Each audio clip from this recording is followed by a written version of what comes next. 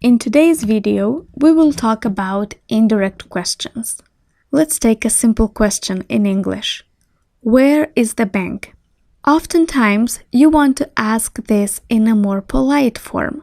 So you would usually ask, do you know? Or could you tell me? Many people say, do you know where is the bank? And this is wrong. The correct way to ask in English is, do you know where the bank is? The verb to be goes at the end. Or, could you tell me where the bank is?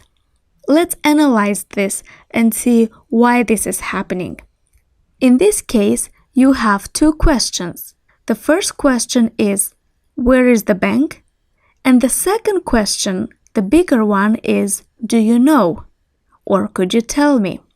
In English, you can't have one question inside another question.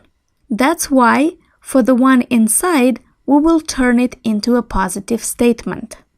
In the positive statement, you know that first goes the subject and then the verb. Subject and then verb. And this is why, for indirect questions, you ask, do you know where the bank is?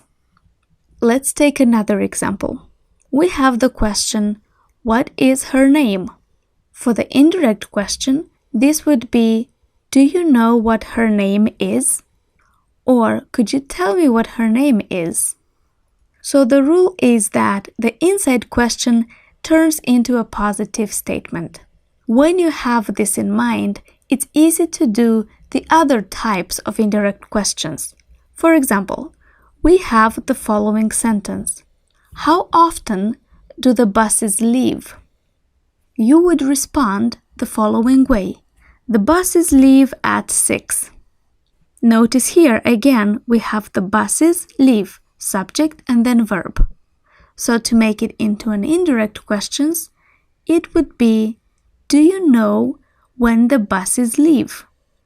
Sometimes it's a little tricky when you have the word does. For example, what time does the bank open? But if you remember the rule, it's very simple. You would answer by saying, the bank opens. So the word does disappears. When you form indirect questions, you would say, do you know when the bank opens?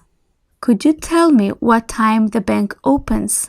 Use this method in other situations when you need to have indirect questions.